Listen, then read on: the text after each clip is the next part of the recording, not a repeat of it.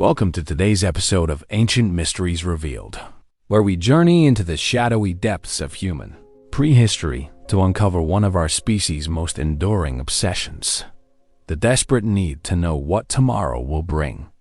Picture this. You're standing in a cave 40,000 years ago, the flickering flames of your fire casting dancing shadows on ancient walls covered in mysterious animal paintings. The shaman beside you points to the stars, visible through the cave opening, his weathered face etched with knowledge passed down through countless generations. He speaks of patterns in the heavens, of messages written in starlight, of futures that can be glimpsed through careful observation of the natural world. What you're witnessing is humanity's first scientific revolution, not the invention of the wheel or the discovery of fire, but something far more profound, the birth of astrology and fortune-telling. These weren't just primitive superstitions born from ignorance and fear. They were sophisticated systems of knowledge that represented our ancestors' first attempts to understand their place in a vast, mysterious universe.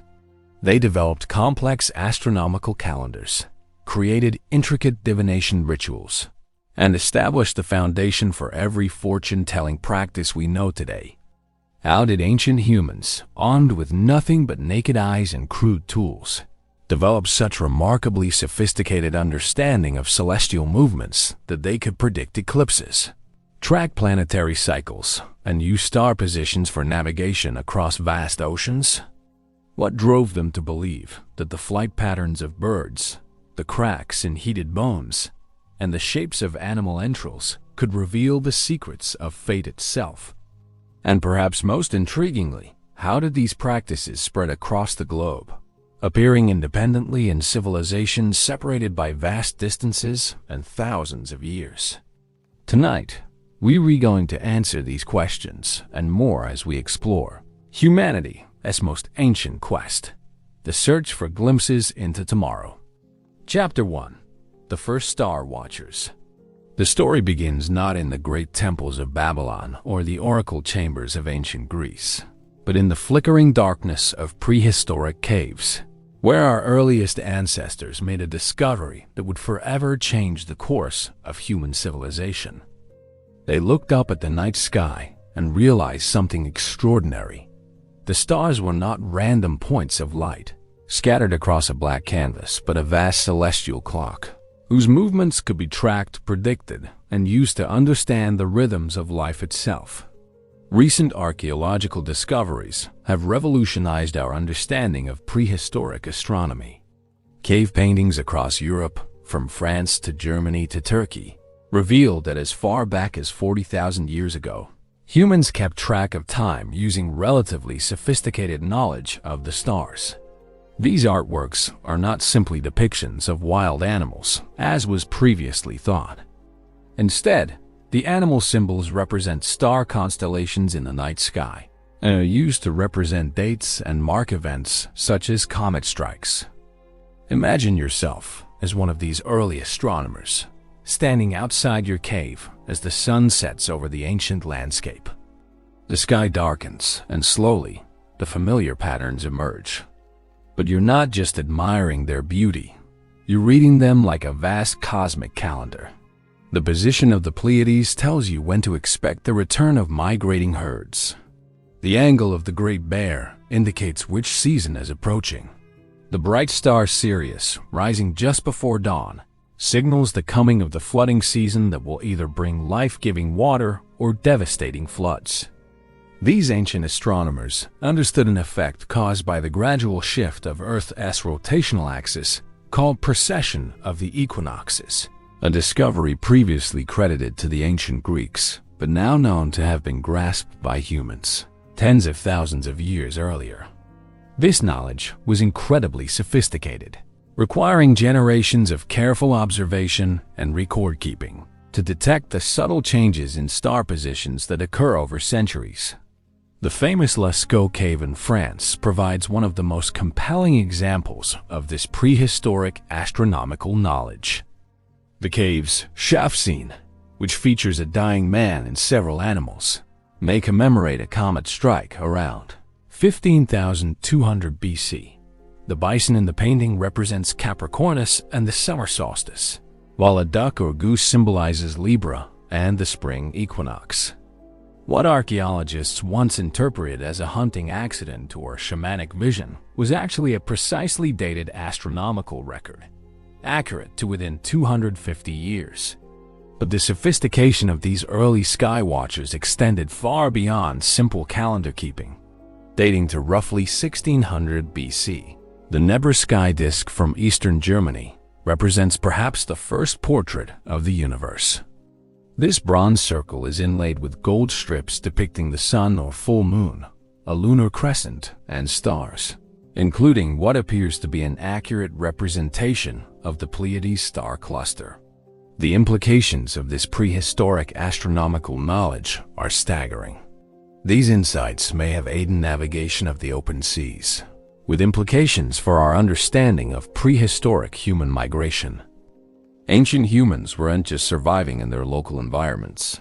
They were using their understanding of stellar movements to explore and colonize new continents, crossing vast oceans with only the stars as their guide. The transition from simple observation to systematic astronomy represented humanity's first great intellectual leap. These early astronomers were developing the fundamental principles of scientific thinking: careful observation, pattern recognition, hypothesis formation, and predictive testing. When they noticed that certain star positions consistently preceded the arrival of game animals or seasonal changes, they were essentially conducting the world's first controlled experiments. As we move forward in our story, we'll see how this prehistoric foundation of astronomical knowledge would eventually grow into the complex astrological systems that would dominate human civilization for millennia. But first, these early humans had to take the next crucial step, believing that the patterns they observed in the heavens were not just useful for practical purposes, but were actually messages from divine forces that controlled the fate of human beings. Chapter 2: Shamanic Visions and Sacred Trance. Deep in the painted caves of ancient Europe, something extraordinary was happening that would lay the foundation for every form of divination that followed. While our prehistoric astronomers were tracking the movements of stars, another group of spiritual pioneers was discovering an entirely different pathway to hidden knowledge: the altered states of consciousness that shamans could achieve through trance, ritual, and spiritual practice. Shamanic states of consciousness go back to the dawn of the Middle Paleolithic cognitive revolution some 70,000 years ago. They represent humanity's most ancient spiritual tradition. These weren't random experiments with consciousness. They were systematic explorations of the mind's hidden capabilities, conducted by individuals whose neurological makeup seemed specially adapted for accessing otherworldly realms. Picture yourself in a torchlit cave 50,000 years ago, watching a shaman prepare for a spirit journey. The rhythmic beating of drums fills the air as sacred smoke rises from burning herbs. The shaman's breathing becomes deeper, more controlled, as they begin the ancient techniques passed down through countless generations. Shamans operate primarily within the spiritual world, which they believe affects the human world. They employ trances-inducing techniques to incite visionary ecstasy and go on vision quests, where their spirit can leave the body to enter the supernatural world to search for answers. But these weren't simply religious experiences. They were sophisticated information-gathering expeditions. From the evolutionary perspective, the ability to enter trance states may have provided our ancestors with a survival advantage. By entering trance and activating the sixth sense, they were able to access information not available to them in their conscious state. In the trance, they could get knowledge about the location of food, water sources, the presence of predators, or information about potential mates. The shamanic techniques for entering these altered states were remarkably sophisticated. Ancient practitioners discovered that specific combinations of sensory deprivation, rhythmic breathing, repetitive drumming, and sometimes psychoactive plants could reliably produce profound changes in consciousness. Early shamans may have first experimented by hanging upside down and faced illness and death. Then they learned that the same trance state, induced by oxygen deficiency, could achieve the same results they believed were related to accessing the other world. These experiences were not random hallucinations, but followed consistent patterns that suggest shamans were accessing genuine information through mechanisms we are only beginning to understand. Modern neuroscience has revealed that shamanic trance states involve measurable changes in brain activity, particularly a shift from the normally dominant left analytical brain hemisphere to the right experiential mode, creating states of consciousness fundamentally different from ordinary waking awareness. The connection between shamanic practice and divination becomes clear when we examine the role these spiritual specialists played in their communities. Shamans act as diviners and guides, using their connection to the spirit world to gain insights into the future, answer questions, and provide spiritual guidance to their community. Divination can take many forms, including the interpretation of visions, dreams, or signs from nature. Perhaps most remarkably, shamans developed sophisticated relationships with animal spirits that would later influence every form of divination involving animals. Shamans evoke animal images as spirit guides, omens, and message bearers. They can perform other varied forms of divination, scry, throw bones, and sometimes foretell future events. The idea that animals could serve as messengers from the divine realm would eventually evolve into the complex systems of augury and ornithomancy that dominated classical civilization. The shamanic worldview also introduced a crucial concept that would become central to all later divination: the belief that the visible world is constantly influenced by invisible forces. Shamanism is based on the premise that the visible world is pervaded by invisible forces, or spirits, which affect the lives of the living. This understanding created the conceptual framework that would later support astrological beliefs about planetary influences and the divination principle that hidden patterns in natural phenomena could reveal information about future events. Archaeological evidence suggests that shamanic practices were not limited to any single culture or geographic region, but represented a universal human capacity. Anthropological evidence demonstrates that shamanic traditions are a universal form of cultural practices around the globe and may represent humanity's earliest spiritual practice, predating all known religions. The consistent appearance of shamanic themes in cave art across Europe indicates that these practices spread along with human migration, carrying the seeds of divinatory knowledge to every corner of the inhabited world. As these shamanic traditions evolved and became more sophisticated, they began to merge with the astronomical knowledge being developed by the Star Watchers. The result would be the first integrated systems of divination that combine careful observation of natural phenomena with profound spiritual insights gained through altered states of consciousness. This merger would ultimately give birth to the organized astrological and divinatory systems that would emerge in the first great civilizations of the ancient world. Chapter 3. The Oracle Bones Speak. In the mist-shrouded valleys of ancient China, nearly 4,000 years ago, a revolutionary breakthrough was occurring that would establish one of history's first organized systems of fortune-telling. In the royal courts of the Shang dynasty, priest diviners were perfecting a technique that combined religious ritual, political necessity, and primitive scientific method into a sophisticated oracle system that would influence Chinese culture for millennia. Oracle bones were pieces of ox scapula and turtle plastron used in pyromancy during the late Shang period, c. 1250, c. 1050 BCE, in ancient China. Diviners would submit questions to deities regarding weather, crop planting, the fortunes of members of the royal family, military endeavors, and similar topics. But this wasn't primitive superstition. It was a highly organized system of information gathering that served as the foundation for royal decision-making in one of the world's first complex civilizations.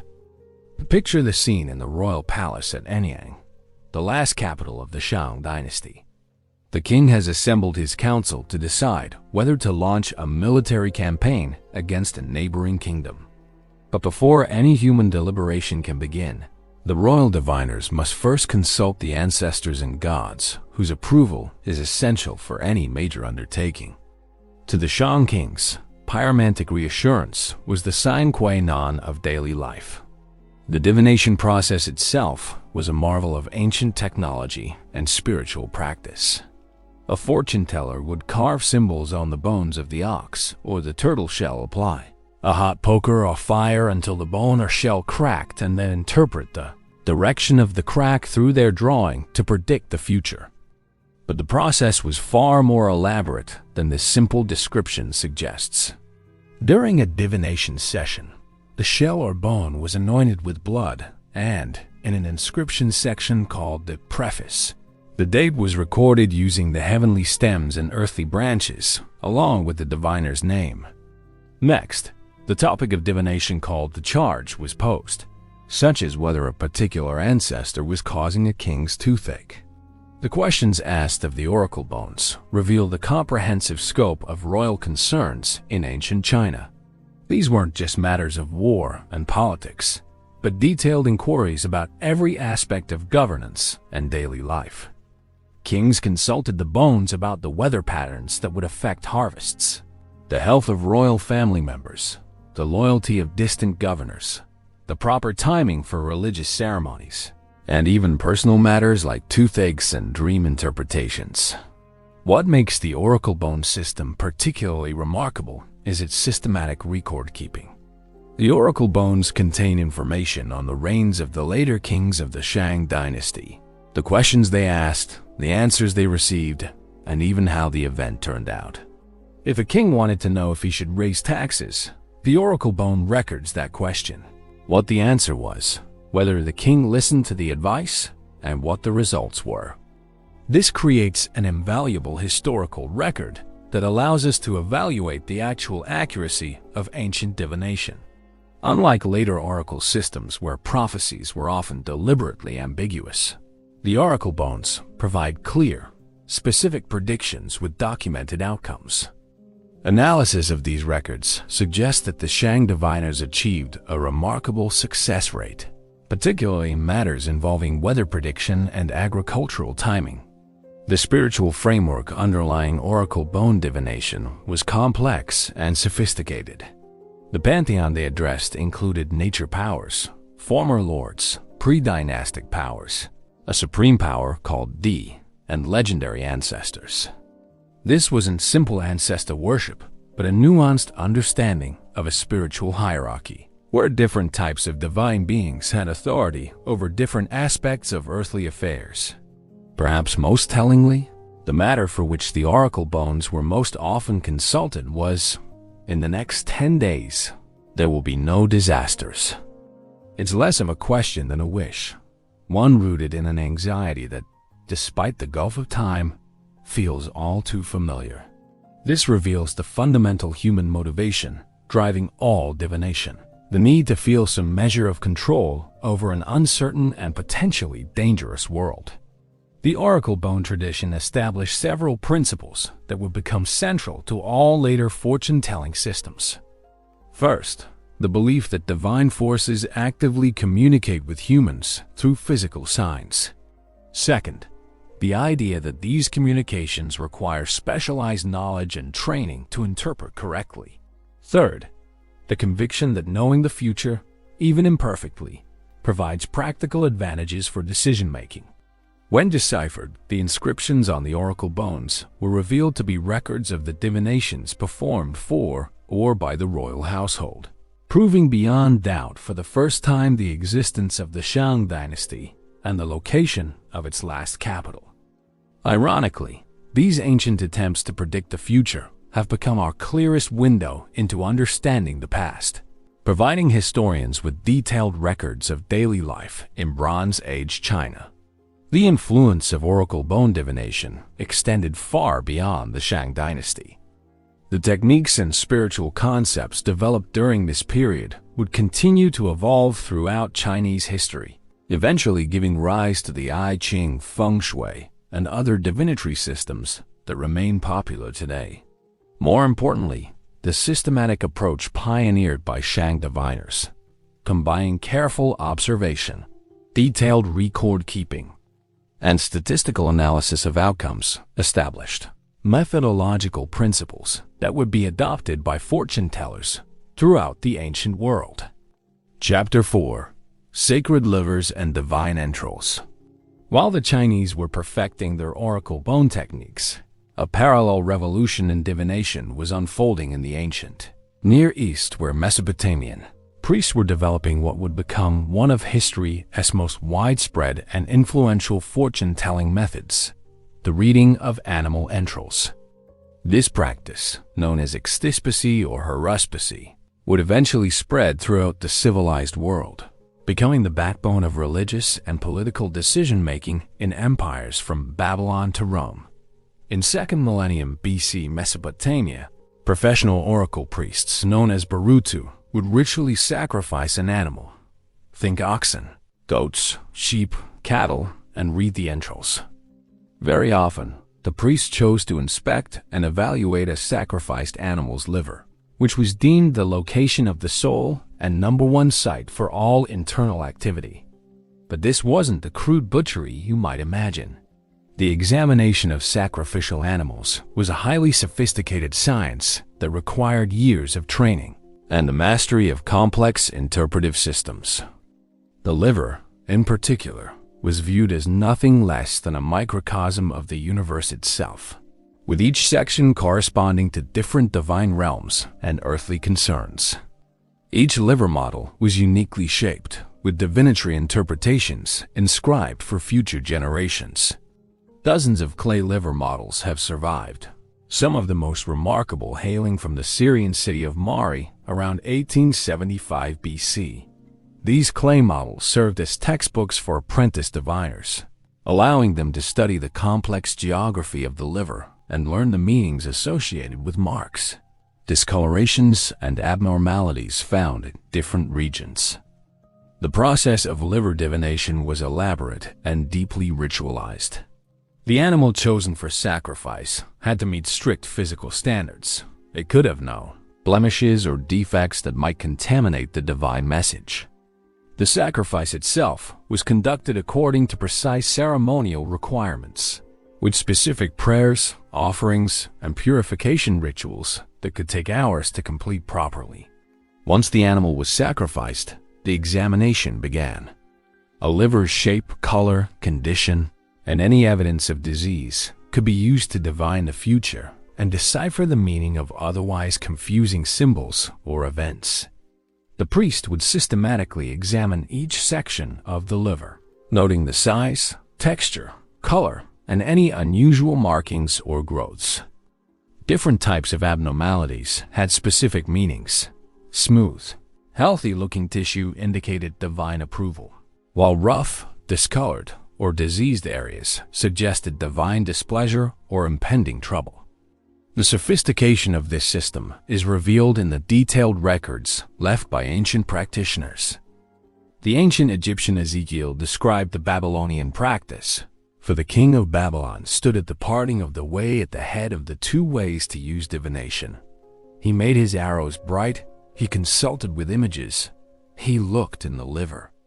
This passage reveals that liver reading was just one component of a comprehensive divination system that included multiple techniques for gathering divine intelligence. The spread of hepatomancy throughout the ancient world demonstrates its perceived effectiveness. The spread of hepatoscopy is one of the clearest examples of cultural contact in the Orientalizing period. From its origins in Mesopotamia, the practice was adopted by the Hittites, Etruscans, and eventually the Romans, each culture adapting the basic techniques to their own religious and political systems. By the 1st millennium BC, haruspicy and the Near Eastern symbolic names for parts of the liver had spread to Italy and been picked up by the Etruscans. The Etruscans interpreted the liver as a mirror of the cosmos, an organ not just written on, but also inhabited by the gods. This cosmic interpretation elevated liver reading from simple fortune telling to a complex theological system where the physical examination of organs provided direct access to divine knowledge. The most famous surviving example of this cosmic liver interpretation is the bronze liver of Piacenza, discovered in Italy in 1877. This bronze model is divided into 40 sections, each of which was given the name of a divinity. The cosmological liver model might be a diviner priest's handbook to interpreting an organ. Each section of the liver corresponded to a different god or cosmic force, so that marks or abnormalities in specific areas could be interpreted according to the divine being associated with that region. The practical applications of liver divination were vast and varied. Kings and generals consulted haruspices before every major military campaign. Merchants sought divine approval before launching trading expeditions. Farmers used entral reading to determine the best times for planting and harvesting. Even personal matters like marriage, childbirth, and medical treatment were subject to hepatomantic consultation. Rather than strictly predicting future events, this form of Roman divination allowed humans to discern the attitudes of the gods and react in a way that would maintain harmony between the human and divine worlds. This reveals an important aspect of ancient divination that modern fortune-telling often misses. The primary goal wasn't simply to predict the future, but to understand how to live in harmony with cosmic forces beyond human control. The legacy of liver divination extends far beyond the ancient world. The systematic approach developed by Mesopotamian priests, careful preparation, standardized procedures, detailed record-keeping, and statistical analysis of outcomes established methodological principles that would influence every subsequent form of organized divination. More importantly, the concept of the physical world as a reflection of cosmic patterns would become central to astrological thinking and remain fundamental to divinatory practice throughout history. Chapter 5. The birth of Babylonian astrology. In the flat river valleys between the Tigris and Euphrates, where the world's first cities rose from the fertile earth, ancient Mesopotamian priests were about to create the most influential fortune-telling system in human history. Around 5,000 years ago, in the bustling temple complexes of Babylon, scholar priests were combining their sophisticated astronomical observations with their religious beliefs to create what we now recognize as the foundation of Western astrology. Picture yourself standing atop a massive ziggurat in ancient Babylon, the greatest city the world had yet seen. Below you stretches a metropolis of unprecedented scale and sophistication. Hundreds of thousands of people living in organized districts, vast marketplaces, where goods from across the known world change hands, and towering temples dedicated to gods whose names would echo through eternity. But your attention is drawn upward to the vast canopy of stars that has captivated human imagination since the dawn of consciousness. You are witnessing the birth of scientific astronomy, conducted by priest scholars who understood that their observations would influence the fate of empires. These were not simple fortune-tellers or primitive mystics, but sophisticated intellectuals who combined rigorous empirical observation with profound theological understanding to create comprehensive systems for understanding the relationship between heaven and earth. The Babylonian approach to celestial observation was revolutionary in its systematic nature and unprecedented in its scope. Rather than simply noting unusual events or seasonal changes, Babylonian astronomers maintained continuous watch over the heavens, recording the movements of sun, moon, planets, and stars with meticulous precision. They developed mathematical techniques for predicting eclipses, calculated the length of the solar year to remarkable accuracy, and created the first comprehensive star catalogs known to history.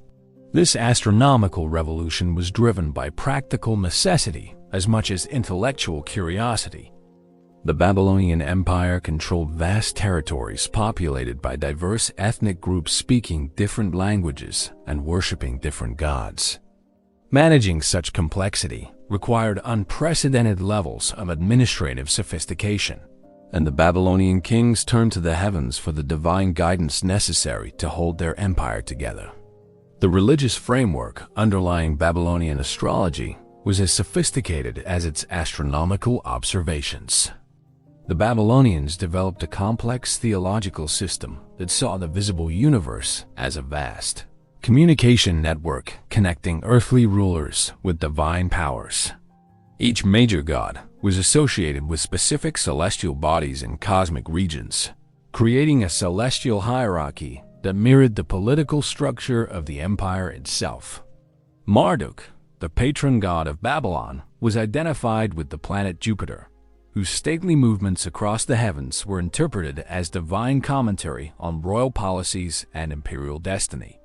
Ishtar, the goddess of love and war, was linked to the planet Venus, whose dramatic appearances as morning and evening star provided omens about military campaigns and diplomatic relationships. The sun god Shamash was seen as the cosmic judge, whose daily journey across the sky revealed divine justice and moral order. The Mesopotamian system that emerged in ancient Babylon around 5,000 years ago forms the basis of the astrology that is used in the West today. There is some evidence for the practice of astrology in Babylon from as far back as the 3rd millennium BC, but the oldest evidence for their organized system of astrology is from the 2nd millennium BC. This wasn't the individualized horoscope astrology we know today. Early Babylonian astrology was exclusively concerned with affairs of state, the health of the king, the fate of the empire, the outcomes of wars, and the timing of important political and religious events. Originally exclusively mundane, being geographically oriented and specifically applied to countries, cities, and nations, and almost wholly concerned with the welfare of the state and the king as the governing head of the nation. The centerpiece of this system was an extraordinary compilation known as Enuma Anu Enlil, one of the most remarkable documents in the history of human knowledge. By the 16th century BC, the extensive employment of omen-based astrology can be evidenced in the compilation of a comprehensive reference work known as Enuma Anu Enlil. Its contents consisted of 70 cuneiform tablets comprising 7,000 celestial omens. This massive work represented the accumulated astronomical and astrological wisdom of generations of Mesopotamian scholars. Imagine the dedication required to create such a comprehensive system. For centuries, priest astronomers stationed on the towering ziggurats of Babylon had been meticulously recording every celestial event they could observe: the phases of the moon, the movements of planets, the appearance of comets, solar and lunar eclipses, unusual atmospheric phenomena, and the rising and setting times of important stars. Each observation was carefully correlated with earthly events, creating a vast database of celestial-terrestrial correspondences. The sophistication of Babylonian astronomical knowledge was extraordinary for its time. By the 8th and 7th centuries BC, Babylonian astronomers developed a new empirical approach to astronomy. They began studying and recording their belief system and philosophies, dealing with an ideal nature of the universe, and began employing an internal logic within their predictive planetary systems. This empirical approach represented a genuine scientific revolution that would influence the development of astronomy throughout the ancient world. The religious context of Babylonian astrology was equally sophisticated. The Babylonians attributed astrology to the god Marduk or Bel, said to have created the sun, moon, stars, and 5 planets. Marduk was their patron god of Babylon, and thus it is no surprise that Babylonian astronomers took a particular interest in tracking the movements of the planet Jupiter, which they regarded as a celestial manifestation of Marduk. But the Babylonian system went far beyond simple planetary worship. They developed a complex theological framework that saw the heavens as a vast divine communication system. Each city had its principal patron god among the Mesopotamian pantheon. Babylonian kings were considered representatives of the gods on earth, and a king's responsibility to maintain a balance between his kingdom and the heavens was symbolized by his tending to a sacred tree. This created a constant need for divine guidance, and Babylonian astrology evolved to meet this need. Kings would send queries in return to the Amanu, an early but recognizable form of the relationship between astrologer and client. Predictions might relate to significant meteorological events, warfare, crops, and famine, or any other aspect of the state's well-being. The development of the zodiac represents one of Babylonian astrology's most enduring contributions to human knowledge. In the late 5th century BCE, the Babylonians developed the concept of a uniformly divided zodiac of 12 signs, each of which is divided into 30 degrees. The signs of the zodiac were named after constellations situated within each sign. The original Babylonian zodiacal signs were known as the hired man, the stars, the twins, the crab, the lion, the furrow, the balance, the scorpion, Pabblesag, the goatfish, the great one, and the tails. Names that clearly reveal their origins in the agricultural and pastoral life of ancient Mesopotamia. The practical applications of Babylonian astrology were vast and detailed. Royal astrologers maintained continuous watch over the heavens, sending regular reports to the king about any unusual celestial phenomena and their potential implications. Some of Ashurbanipal's astrologers, such as Ramanusamalsar and Nabamuzisi, became so adept at deducing omens from daily movements of the planets that a system of making periodical reports to the king came into being. These reports weren't vague mystical pronouncements, but detailed technical analyses that combined astronomical observation with political intelligence. The astrologers understood that their predictions would be tested against real-world outcomes, creating a system of accountability that encouraged accuracy and discouraged wild speculation. The intellectual framework developed by Babylonian astrologers would prove remarkably durable. Koch Westenholz argues that the Babylonian concept of celestial divination shares some of the defining traits of modern science. It is objective and value-free. It operates according to known rules, and its data are considered universally valid and can be looked up in written tabulations. As Babylonian civilization spread its influence throughout the ancient Near East, their astrological techniques would be adopted and adapted by successive cultures, eventually reaching the Greeks, who would transform Mesopotamian astrology into the system that would dominate Western thought for over 2,000 years. Chapter 6: The Greek Oracle Revolution. As Greek civilization emerged from its dark age and began its spectacular rise to cultural dominance, the Greeks encountered the sophisticated divination systems of their Near Eastern neighbors and transformed them into something entirely new. Rather than simply adopting foreign techniques, the Greeks created the world's first organized oracle institutions, establishing permanent sacred sites where specially trained priestesses could provide divine guidance to anyone who sought it. The most famous of these institutions was the Oracle at Delphi, which would become the most influential religious site in the ancient Mediterranean world. The Delphic Oracle was believed to deliver prophecies from the Greek god Apollo. She was based in his temple at Delphi, located on the slopes of Parnassus above the Corinthian Gulf. The oracle reached the height of her fame between about the 8th and 4th centuries BCE, when Apollo's advice or sanction was sought by lawmakers, colonists, and founders of cults. The setting itself was designed to inspire awe and reverence. Delphi was not just a religious site, but a complex of temples, treasuries, monuments, and administrative buildings that served as an international center of Greek culture.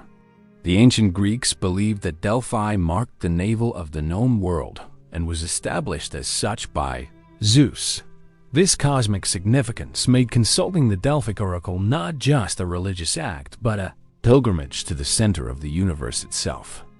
The priestess who served as the oracle, known as the Pythia, was no ordinary religious figure. The Pythia was established at the latest in the 8th century BC and was widely credited for her prophecies uttered under divine possession by Apollo. The Pythian priestess emerged preeminent by the end of the 7th century BC and continued to be consulted until the late 4th century AD.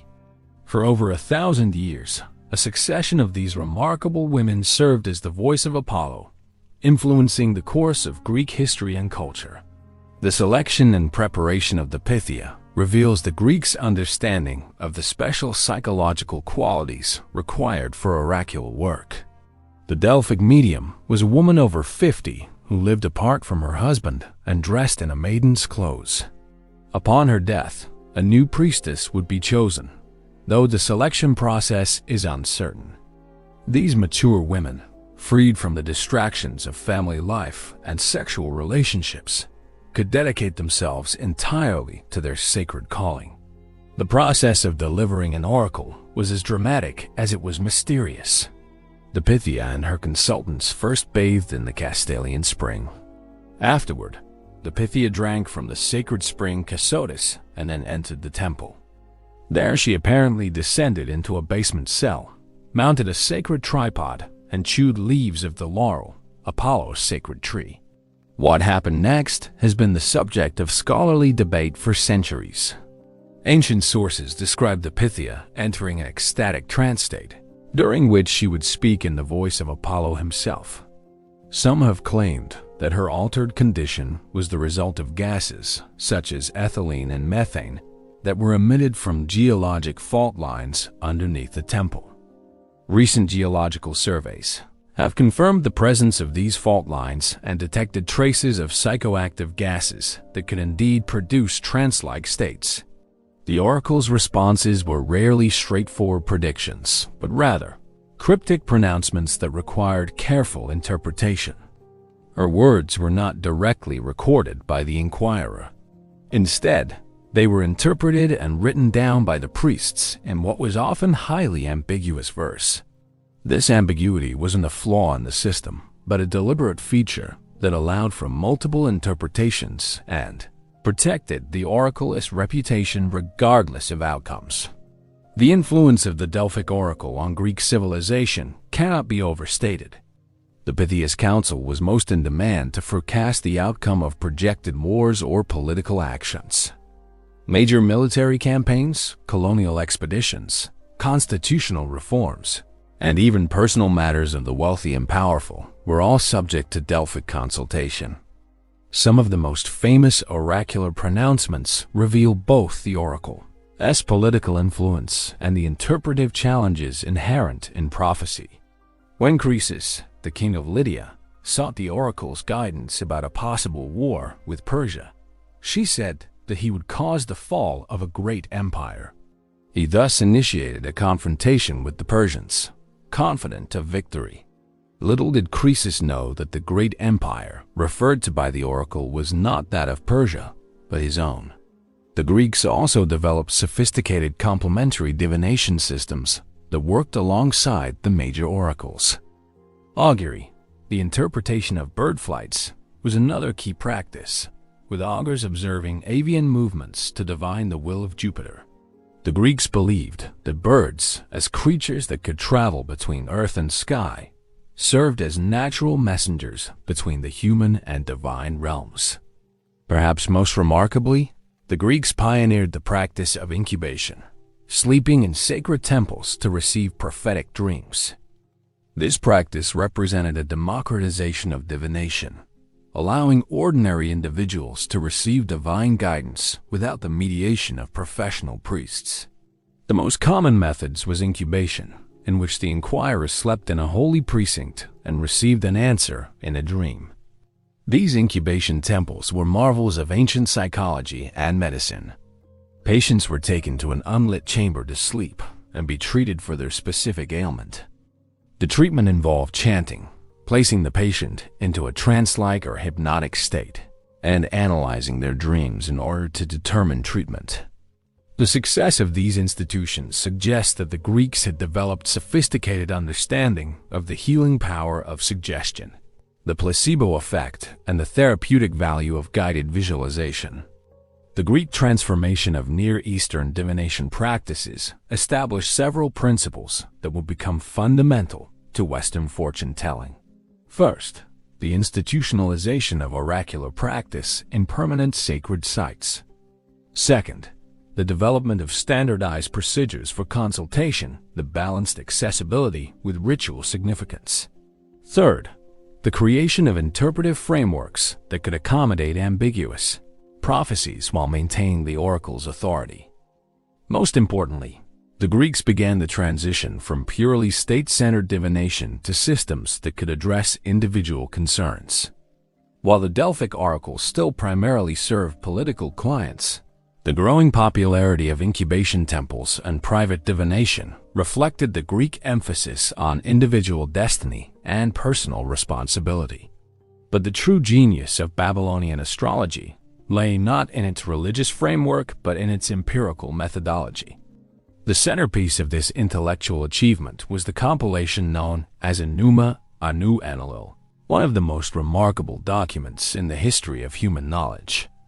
This massive work, eventually comprising 70 cuneiform tablets containing over 7,000 celestial omens, represented centuries of systematic observation and careful correlation between heavenly events and earthly outcomes.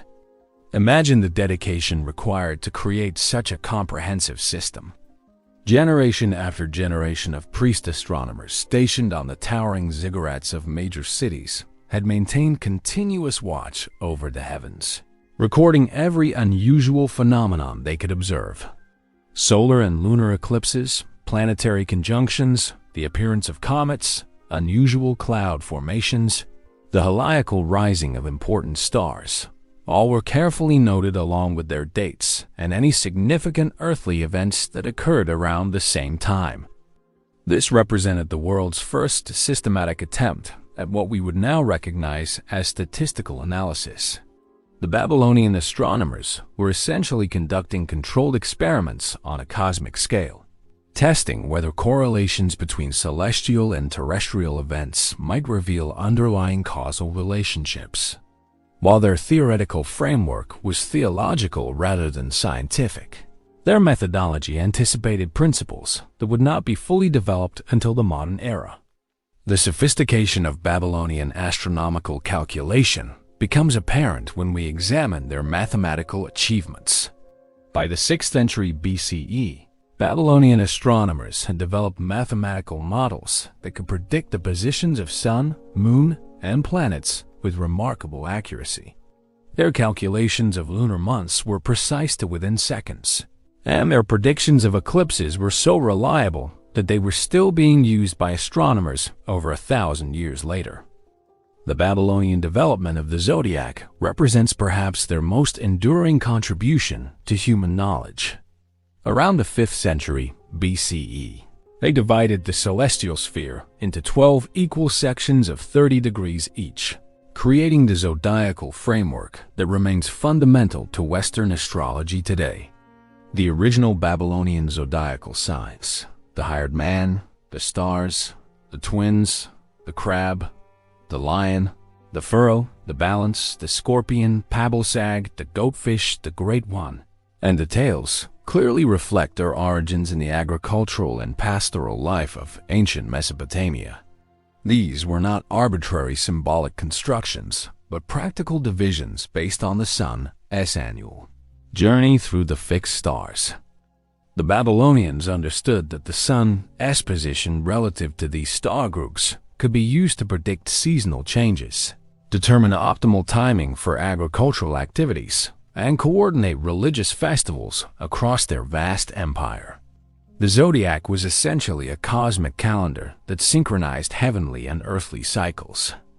The practical applications of Babylonian astrology extended into every aspect of political and social life. Royal astrologers maintained detailed records of celestial events and their potential implications for state policy.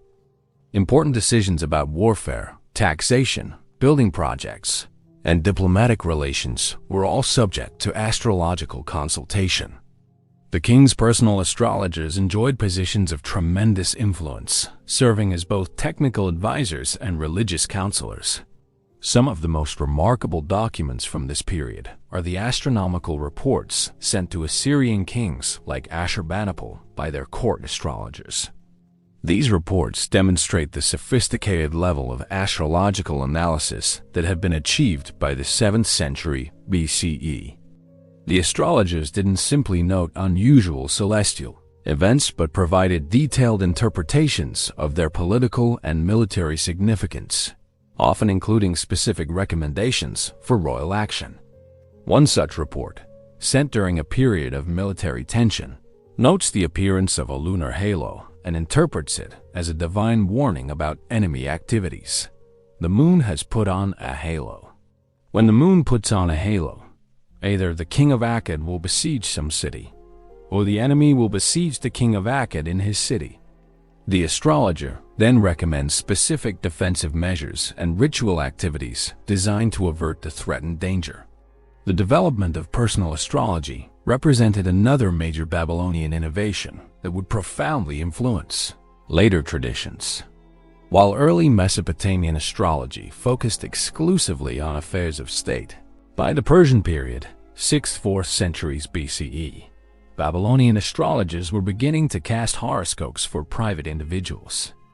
The oldest known personal horoscope, dating to 410 BCE, was cast for a child born in Babylon and includes detailed calculations of planetary positions at the time of birth. This shift toward individual astrology reflected broader social and intellectual changes associated with the cosmopolitan culture of the Persian Empire.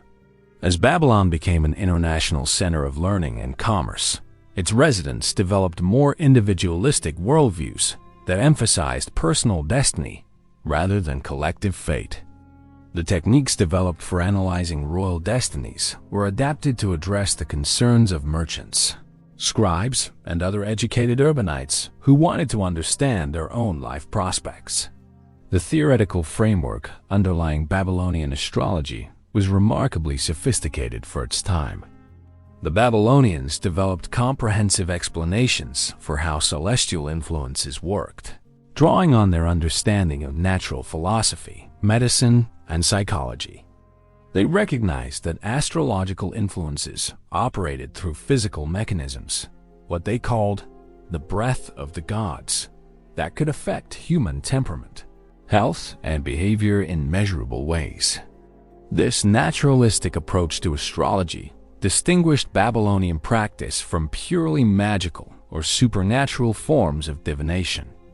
While they certainly believed in divine intervention, they also understood that celestial influences operated according to regular natural laws that could be studied, understood, and predicted.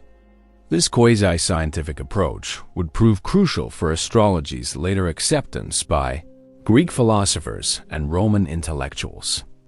The astronomical instruments developed by Babylonian observers were equally impressive.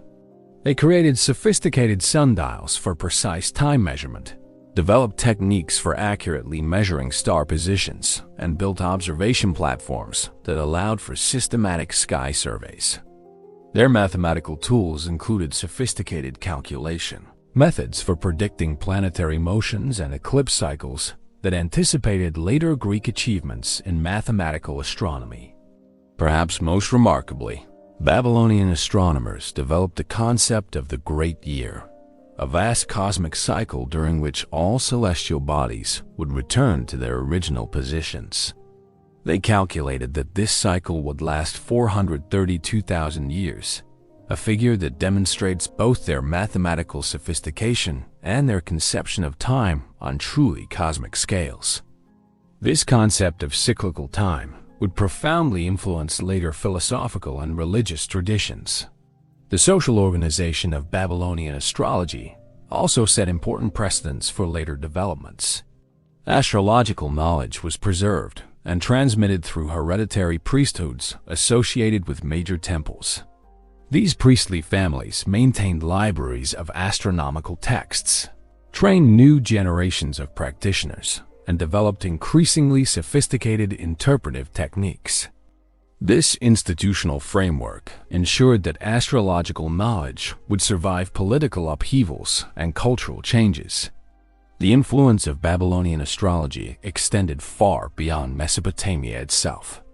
As the Persian Empire expanded, Babylonian astronomical techniques spread throughout the ancient world, influencing the development of astronomy and astrology in Egypt, Greece, India, and other civilizations.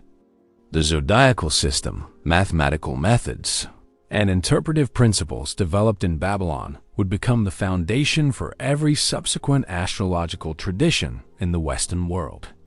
When Alexander the Great conquered Babylon in 331 BCE, he reportedly spent considerable time consulting with Babylonian astrologers and studying their astronomical records.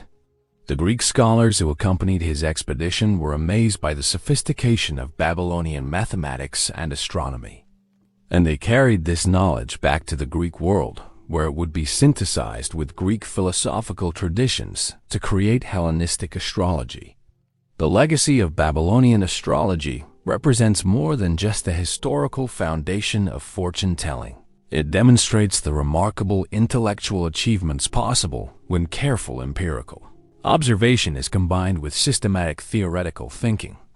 The Babylonian astronomers were genuine scientists whose work laid the foundation for both modern astronomy and the continuing human quest to understand our place in the cosmos.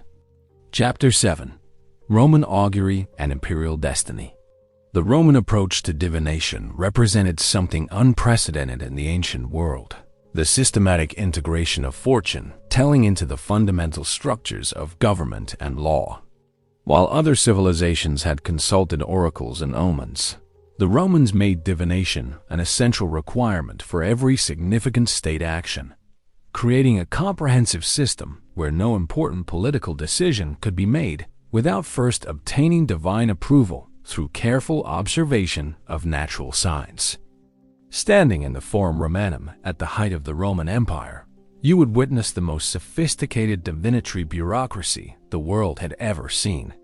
Professional augurs, members of one of Rome's most prestigious religious colleges, conducted the ritual observations that determined whether the gods favored proposed legislation, military campaigns, elections, and treaties. These weren't superstitious ceremonies conducted on the margins of political life, but central governmental functions as essential to Roman administration as tax collection or military recruitment. The legendary founding of Rome itself was intimately connected with augural practice, establishing divination as the fundamental source of Roman political legitimacy. According to tradition, when the twin brothers Romulus and Remus were competing to determine who would rule their new city, they resolved their dispute through augural consultation.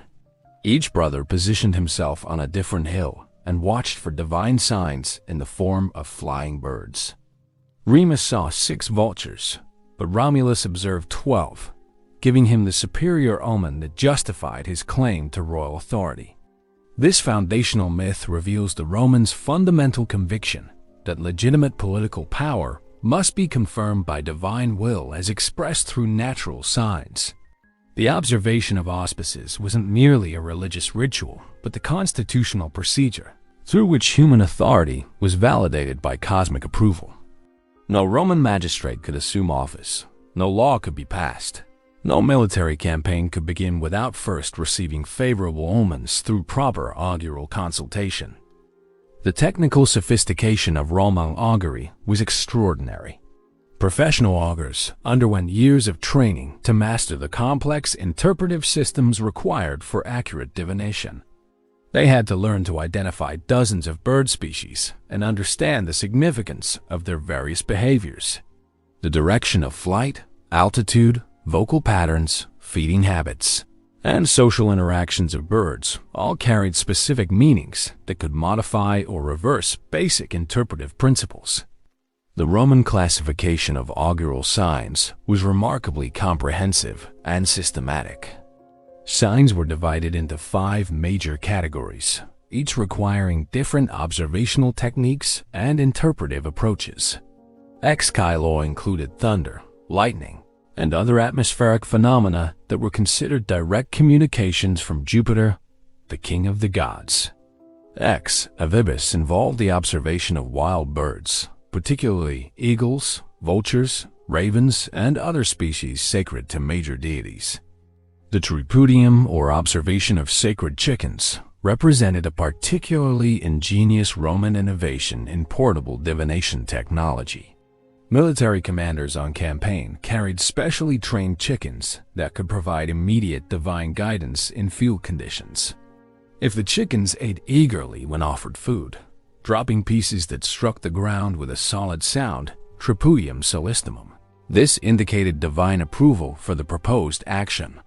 If they refused to eat or showed little interest in food, this suggested divine disfavor and recommended postponing or canceling the planned activity. This system allowed Roman armies to maintain constant communication with divine forces, even in remote territories, far from major temples and established augural sites.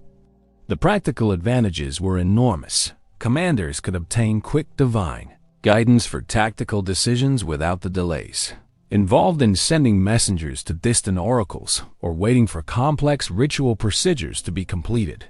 The political implications of this system were equally significant.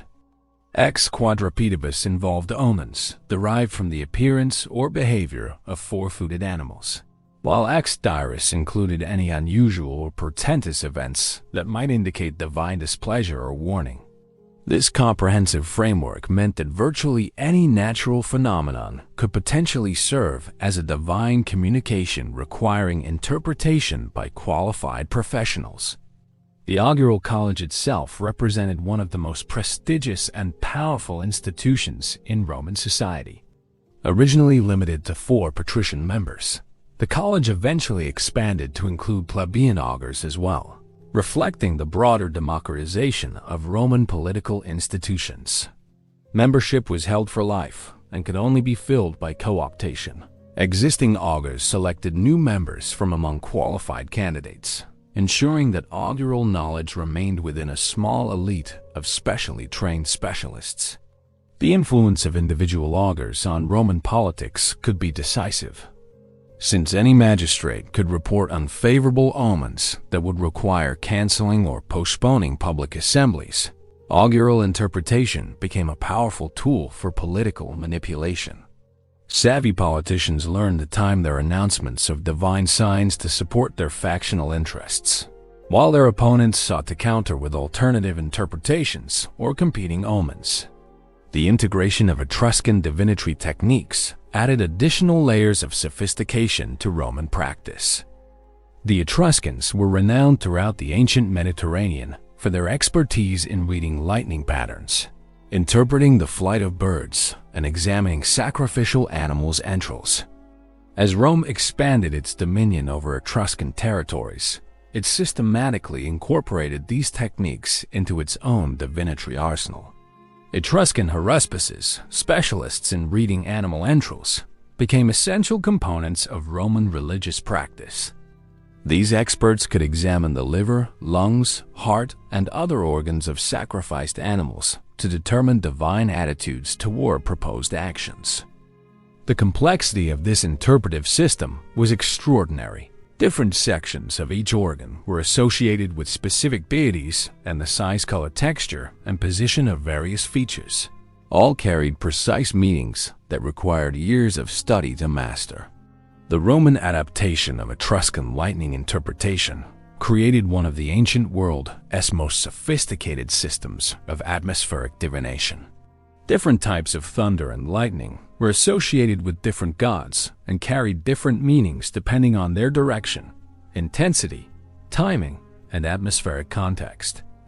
A sudden thunderstorm during a political assembly was interpreted as direct divine intervention in human affairs, requiring immediate suspension of proceedings until the divine will could be properly determined. The practical applications of Roman augury extended into every aspect of public and private life with remarkable thoroughness. Before every battle, military commanders consulted the auspices to determine whether divine forces favored their cause. The timing of political campaigns, the scheduling of public festivals. Augury was a Greco-Roman religious practice of observing the behavior of birds to receive omens. When the individual, known as the augur, read these signs, it was referred to as taking the auspices. Auspices, Latin auspicium, means looking at birds. For the Romans, this wasn't just one divination method among many.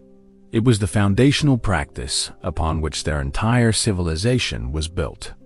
The legendary founding of Rome itself was based on augury. According to tradition, the twin brothers Romulus and Remus were competing to determine who would rule the new city they were establishing.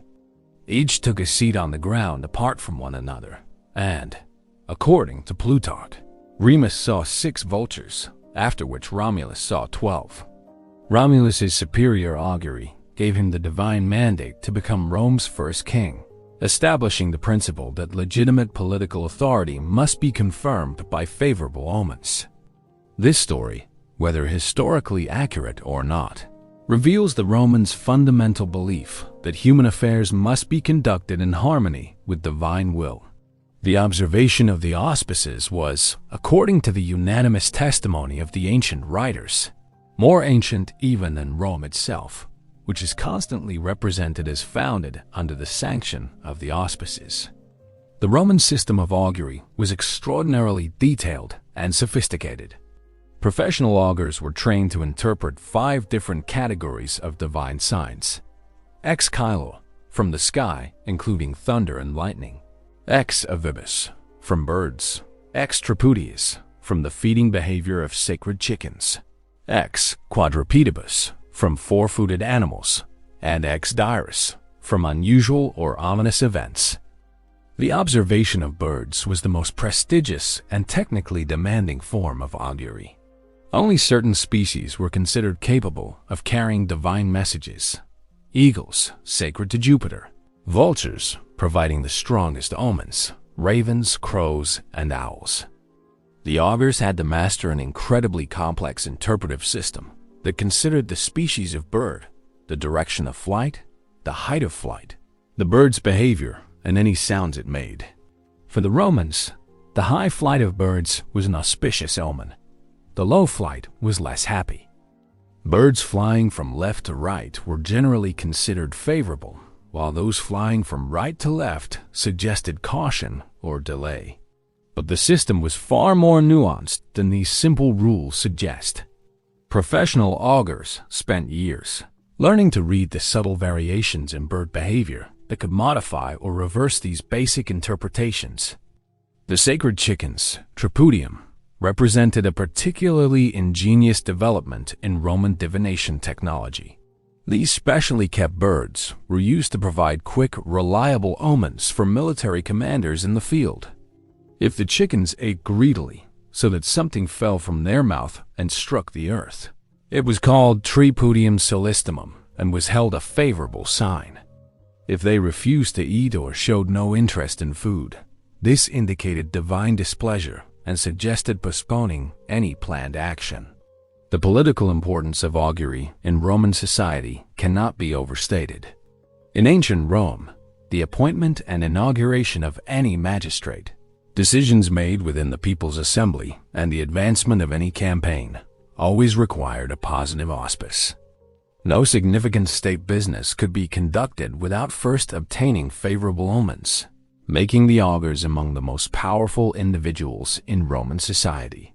The augurs formed an exclusive religious college whose members held their positions for life. The college's early history is credited to Romulus or Numa Pompilius for its foundation. The office of the augur was granted only to persons of distinguished merit and was greatly sought after because of its political significance. Initially limited to 4 patrician members, the college eventually expanded to include plebeian augurs as well, reflecting the democratization of Roman political institutions. The integration of Etruscan divination practices added another layer of sophistication to Roman fortune-telling. The Etruscans brought with them the practice of haruspicy, the examination of sacrificial animals, entrails, and the interpretation of lightning and other atmospheric phenomena. Under Etruscan influence, Roman augurs learned to read the cosmic significance of thunder and lightning patterns, with different types of storms carrying different divine messages. The practical applications of Roman augury extended into every aspect of public and private life. Military commanders consulted augurs before every battle, often carrying sacred chickens with their armies to provide immediate divine guidance. Politicians timed their public appearances and important speeches according to favorable auspices. Even private citizens increasingly sought augural consultation for important personal decisions. But the Roman system also revealed the potential for political manipulation inherent in any divination system where human interpreters mediate divine messages.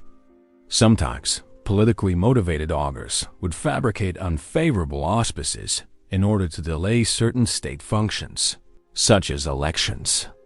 This political weaponization of divination would eventually contribute to the system's decline as skeptical Romans began to question whether the augurs were really channeling divine will or simply advancing their own agendas. Despite these limitations, Roman augury established several enduring principles that would influence fortune-telling throughout the Western world. The systematic training of professional diviners, the standardization of interpretive procedures, the integration of multiple divination methods into comprehensive systems, and the application of divination to both public and private decision-making would all become hallmarks of later astrological and fortune-telling traditions. Chapter 8. Egyptian Dreams and Sacred Sleep.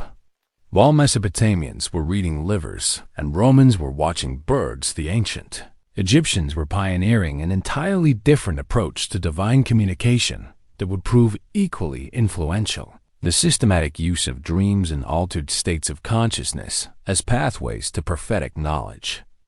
In the shadow of the Great Pyramids and along the life-giving banks of the Nile, Egyptian priests were developing sophisticated techniques for inducing, interpreting, and applying dream-based divination that would influence religious and medical practice for thousands of years. The practice of dream incubation, deliberately sleeping in sacred places to receive prophetic dreams, represented one of ancient Egypt's most remarkable contributions to the science of consciousness and divination. Ancient Egyptians believed that dreams were like oracles, bringing messages from the gods.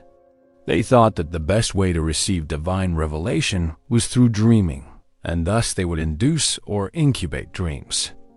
These weren't casual overnight stays in temples, but elaborate ritualized processes that could take weeks to complete properly. Egyptians would go to sanctuaries and sleep on special dream beds in hope of receiving advice, comfort, or healing from the gods. The preparation for dream incubation involved purification rituals, fasting, sacred baths, offerings to the appropriate deities, and often the consumption of special foods or beverages designed to enhance the likelihood of receiving divine dreams. The most sophisticated of these institutions were the sleep temples, which served as combination hospitals, spiritual retreats, and divination centers. Sleep temples were hospitals of sorts, healing a variety of ailments, perhaps many of them psychological in nature. Patients were taken to an unlit chamber to sleep and be treated for their specific ailment. The treatment involved chanting, placing the patient into a trance-like or hypnotic state, and analyzing their dreams in order to determine treatment. The legendary figure of Imhotep, who served as chancellor and high priest of the sun god Ra at Heliopolis during the Old Kingdom, exemplified the Egyptian integration of medical, architectural, and divinatory knowledge. He was said to be a son of the ancient Egyptian demiurge Ptah, his mother being a mortal named Credu-Ankh. Imhotep's reputation as a healer and dream interpreter was so great that he was eventually deified and became the model for the Greek god Asclepius.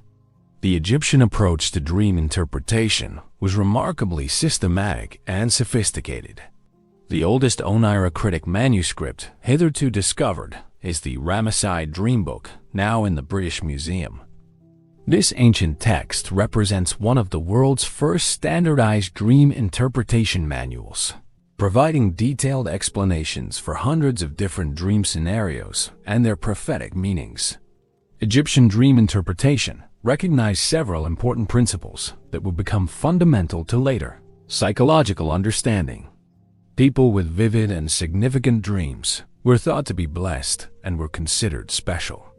This recognition that some individuals had natural aptitude for prophetic dreaming led to the development of professional dream interpreters who could be consulted by those lacking this gift.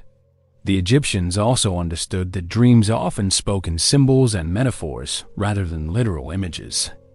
Their interpretation techniques involved sophisticated analysis of dream symbolism, considering not just the obvious meaning of dream images, but their deeper psychological and spiritual significance. The dream in ancient Egypt functioned as a liminal zone between the land of the living and the far world. Unlike other ancient divination systems that required expensive animal sacrifices or elaborate temple ceremonies, dream incubation was relatively accessible to people of all social classes. While the great sleep temples served primarily wealthy and powerful clients, smaller shrines throughout Egypt offered dream incubation services to ordinary citizens. This democratization of divination represented a significant development in making prophetic knowledge available to the masses. The medical applications of Egyptian dream therapy were particularly advanced. Egyptian physicians understood that many illnesses had psychological or spiritual components that could be addressed through dream work. State of mind clearly has a profound influence upon the physical health of any individual. The proof of placebo power alone shows that belief and suggestion must sometimes unconsciously activate the body's natural maintenance system. The techniques developed in Egyptian sleep temples anticipate many modern therapeutic approaches. Meditation, fasting, baths, and sacrifices to the patron deity or other spirits were often involved as well. These practices created optimal conditions for healing by addressing the patient's physical, emotional, and spiritual needs simultaneously. The Egyptian understanding of dreams as divine communication also influenced their approach to death and the afterlife. Many tomb paintings and texts describe dreams as previews of the soul's journey after death, and dream interpretation was considered essential preparation for the transition to the other world. This connection between dreaming and death would later influence Greek mystery religions and early Christian mysticism. The legacy of Egyptian dream practices extended far beyond ancient Egypt itself. When Alexander the Great conquered Egypt and established Alexandria as a center of learning, Egyptian dream interpretation techniques merged with Greek philosophical and medical knowledge. This synthesis would eventually give rise to the Hellenistic dream interpretation traditions that would influence European thought throughout the medieval period. The Egyptian contribution to divination history represents more than just another technique for predicting the future. It established the principle that the human mind itself, properly prepared and guided, could serve as a direct channel for divine communication. This understanding would become central to many later mystical and magical traditions, from medieval alchemy to modern New Age spirituality. Chapter 9. The Medieval Transformation. As the classical world gave way to medieval Christendom, the ancient arts of divination faced their greatest challenge yet: how to survive and adapt in a religious culture that officially condemned fortune telling as demonic deception, while simultaneously craving the guidance and certainty that prophetic knowledge had always provided. The result was a remarkable transformation that would fundamentally reshape fortune-telling for the modern world. The rise of Christianity initially posed an existential threat to traditional divination practices. The early church fathers strongly condemned astrology, augury, and other forms of fortune-telling as pagan superstitions that diverted believers from proper faith in divine providence. Biblical passages like Deuteronomy Leviticus' prohibition against divination and Leviticus' condemnation of fortune tellers provided clear scriptural authority for suppressing these practices. However, the human need for guidance about the future proved stronger than religious prohibition. Throughout the medieval period, divination practices continued to flourish, but they adapted by adopting Christian symbolism and claiming biblical precedent.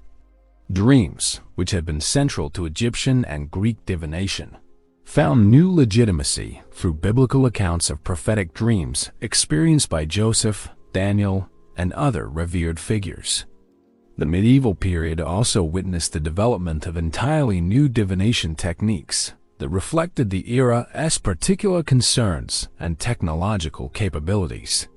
Perhaps the most significant of these innovations was the creation of what would eventually become the tarot card system, though its original purpose was far removed from fortune-telling.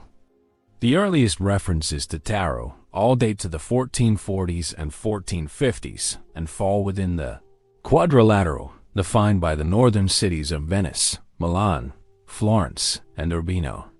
These early cards were created not for divination, but as an elaborate card game for the Italian elite. The earliest known tarot-like cards were created in Italy and were used to play a game called tarocchi, which was similar to bridge.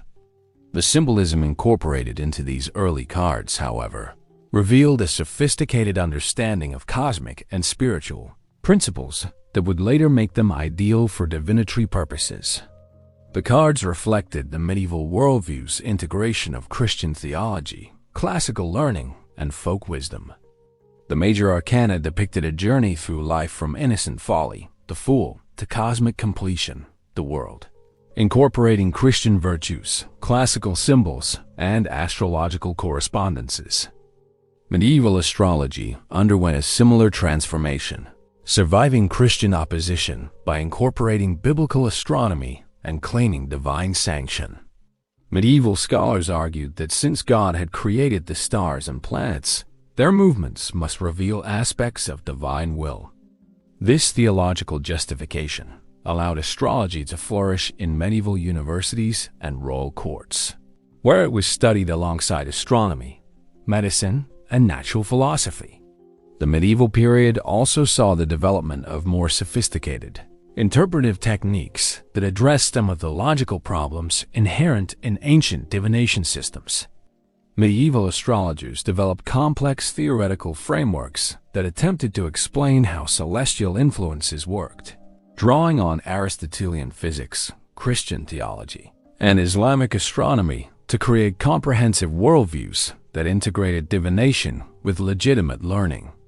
Arabic and Islamic scholars played a crucial role in preserving and developing astrological knowledge during this period.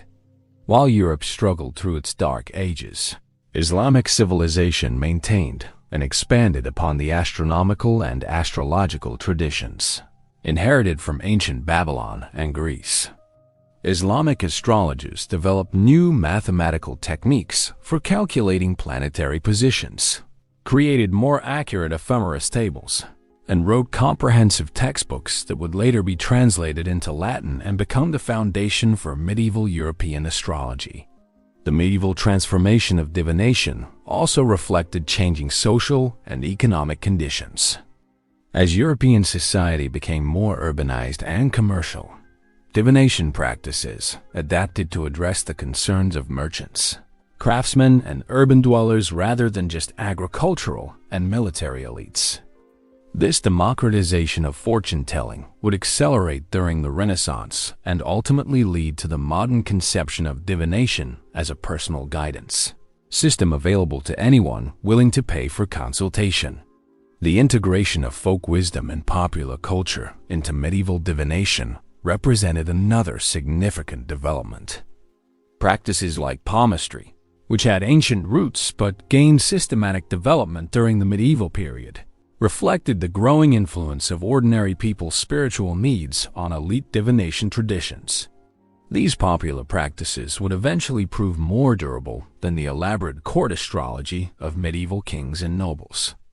Perhaps most importantly, the medieval period established the principle that divination could be reconciled with rational thought and legitimate learning, rather than being relegated to the margins of society as primitive superstition. Fortune-telling was integrated into the intellectual mainstream of medieval culture, studied in universities, practiced by respected scholars, and treated as a legitimate field of knowledge worthy of serious attention. Chapter 10. The Hermetic Revolution. As Europe awakened from its medieval slumber and rediscovered the learning of classical antiquity, the Renaissance brought a revolutionary transformation to the arts of divination and fortune-telling. The rediscovery of ancient texts, the flourishing of humanistic learning, and the emergence of new scientific methods created an intellectual environment where magic, astronomy, and natural philosophy could merge into sophisticated systems of cosmic understanding that would influence Western thought for centuries. The Renaissance conception of magic was radically different from both medieval superstition and modern stage illusion. Renaissance magi like Marsilio Ficino, Giovanni Pico della Mirandola, and later figures like John Dee and Giordano Bruno developed comprehensive theoretical frameworks that treated divination as a legitimate branch of natural philosophy. They argued that the universe was filled with hidden sympathies and correspondences that could be understood through careful study and used for practical purposes. This intellectual revolution was sparked by the rediscovery of ancient Hermetic texts, particularly the Corpus Hermeticum attributed to the legendary figure Hermes Trismegistus. These texts, which were believed to preserve the wisdom of ancient Egypt, described a universe where, as above, so below, where earthly events reflected celestial patterns, and where human consciousness could be trained to perceive and influence these cosmic correspondences. The Hermetic worldview provided a philosophical foundation for astrology that was far more sophisticated than anything available in the medieval period. Rather than simply accepting that stars influenced human affairs, Renaissance magi developed detailed explanations for how celestial influences worked, drawing on the latest discoveries in astronomy, mathematics, and natural philosophy. The invention of printing in the mid-15th century revolutionized the spread of divinatory knowledge. Ancient astrological texts that had been available only to a small elite of scholars could now be reproduced and distributed widely. New astrological manuals, dream interpretation guides, and fortune-telling handbooks flooded the European market, making divinatory knowledge accessible to anyone who could read. This democratization of esoteric knowledge had profound consequences for the development of fortune-telling. No longer restricted to professional priests or court astrologers, divination began to evolve into the personalized, individualized practice we recognize today. The emergence of printed horoscopes, simplified divination techniques, and popular fortune-telling guides reflected the growing demand for personal prophecy among Europe's expanding middle class. The Renaissance also witnessed the transformation of tarot from a card game into a divination system. While tarot cards had been invented in 15th century Italy as entertainment for the nobility, their rich symbolic content made them ideal vehicles for the Hermetic correspondences that Renaissance magi were exploring. By the 16th century, the game spread across Europe as French troops returned home from the Italian wars, and the standardized Tarot de Marseille form emerged with its familiar 78-card structure. The emergence of individual horoscopic astrology during this period represented perhaps the most significant development in the history of fortune-telling. While ancient astrology had focused primarily on affairs of state, Renaissance astrologers began creating detailed birth charts for private individuals, analyzing the supposed influence of planetary positions at the moment of birth on personality, destiny, and life events. This shift toward personal astrology reflected broader cultural changes associated with Renaissance humanism. The growing emphasis on individual dignity, personal responsibility, and human potential created a demand for guidance systems that could address individual concerns rather than just collective political or agricultural needs. Renaissance scientific discoveries also provided new legitimacy for astrological thinking. The heliocentric model proposed by Copernicus revealed that Earth was just one planet among many, suggesting that planetary influences might indeed be real physical forces rather than purely symbolic correspondences. Advances in mathematics allowed for more precise calculation of planetary positions, making astrological predictions appear more scientific and reliable. The period also saw the development of more sophisticated techniques for practical magic and divination. Figures like Heinrich Cornelius Agrippa and Paracelsus created comprehensive systems that integrated astrology with alchemy, medicine, and natural magic, arguing that proper understanding of cosmic correspondences could provide both prophetic knowledge and practical power over natural forces. Perhaps most importantly, the Renaissance established the intellectual framework that would allow divination to survive the coming scientific revolution. By grounding fortune-telling in comprehensive philosophical systems, Renaissance magi created forms of astrological and magical thinking that could adapt to new scientific discoveries rather than being simply dismissed as primitive superstition. Chapter 11. The Modern Fortune-Telling Explosion. As we enter the 18th and 19th centuries, something unprecedented happens in the history of human fortune-telling. For the first time, divination breaks free from its traditional religious and political context to become a commercialized, democratized, and thoroughly modern phenomenon. This transformation would create the fortune-telling industry we recognize today, spreading ancient wisdom traditions throughout popular culture while simultaneously sparking new innovations that had never been seen in the ancient world. The adaptation of tarots to occult and fortune-telling purposes first occurred in France about 1780. This wasn't a gradual evolution, but a sudden explosion of interest sparked by the work of French occultist Antoine Comte de Gebelin, who claimed that tarot cards were actually concealed Egyptian religious texts containing the wisdom of the ancient Book of Thoth. While this theory has been thoroughly debunked by modern scholarship, it captured the imagination of 18th century Europe and launched tarot on its journey to becoming the world's most popular cartomantic system. Under the pen name Attila, Jean-Baptiste Alite, a Parisian print seller, pushed de Gebelin's theories further, creating the first set of tarot cards designed specifically for fortune-telling.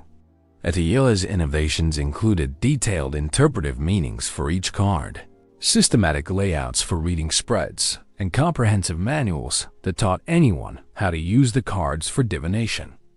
This represented a revolutionary democratization of prophetic knowledge that had previously been restricted to professional priests and court astrologers.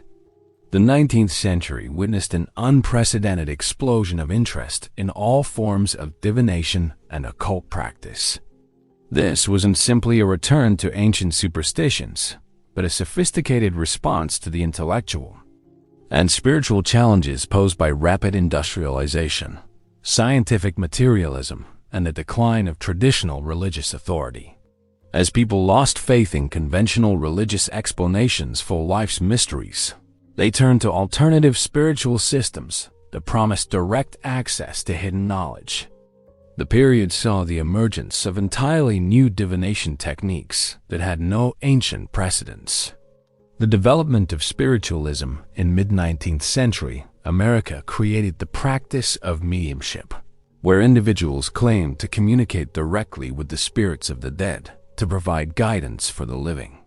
This represented a radical departure from traditional divination, which had always focused on divine or cosmic forces rather than deceased human personalities. Simultaneously, the popular press began commercializing astrology in ways that would have been unimaginable in earlier periods. Newspaper horoscopes, mass-produced almanacs, and popular astrology guides made basic astrological knowledge available to ordinary people for the first time in history. This popularization inevitably simplified and often distorted traditional astrological principles, but it also made divination accessible to millions of people who would never have encountered it otherwise. The late 19th and early 20th centuries also witnessed serious academic interest in fortune-telling and psychic phenomena. Researchers like the Society for Psychical Research in Britain attempted to apply scientific methods to the study of telepathy, clairvoyance, and precognition, seeking to determine whether divination might have some basis in genuine paranormal abilities rather than simple chance and suggestion. The development of modern psychology during this period provided new frameworks for understanding how divination might work even without supernatural intervention. Carl Jung's theories about the collective unconscious, synchronicity, and archetypal symbols offered psychological explanations for why ancient divination systems might provide genuine insights into human psychology and behavior patterns. The 20th century brought two seemingly contradictory trends that would define modern fortune-telling. On one hand, scientific skepticism and rational materialism increasingly challenged supernatural explanations for divinatory success.